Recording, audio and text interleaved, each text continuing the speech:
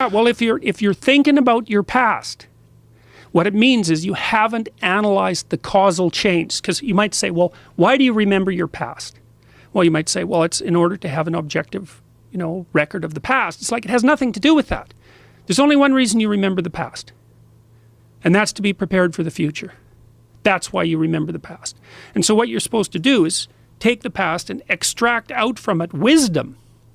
And wisdom is the ability to avoid stumbling blindly into ditches. And so you think, well, here's a time in my past I stumbled blindly into this horrible ditch and terrible things happened to me. It's like, okay, you need to take that apart. You need to figure out, how was it that events conspired with your participation, voluntarily or involuntarily, so that terrible consequence emerged. You need to know why that happened and how you could react differently in that situation. And as soon as you do that, your brain will leave it alone. It won't obsess you about it anymore, because the anxiety producing parts of your brain are basically trying to tell you where there are obstacles in your environment. It's like, look out, don't go there, don't go there.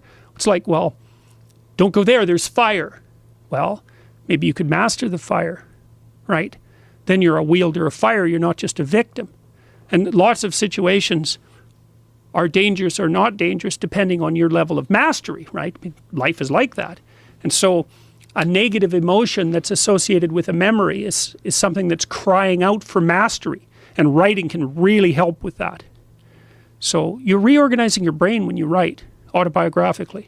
You're basically, the emotions, imagine memories can be stored at different levels of your brain, from sort of primordial reptilian image-laden areas that are very emotional, up to finely articulated plans for your future life. Well, you want to take everything that's negative and emotional and transform that into a fully articulated vision for your future. And that frees you of your past. You shouldn't be thinking about your past. I mean, maybe if you're 80 and you're going over a well-spent life, that's a whole different thing. But if you're 30, 35 or 20 and most of the time you're thinking about your past, it's like your soul is trapped back there. And you need to free it through investigation. And the metaphysical language is appropriate, because that is in a sense what you're doing. You're trapped in the past. It's like you got to break free of that so you can use all your resources to move ahead into the future.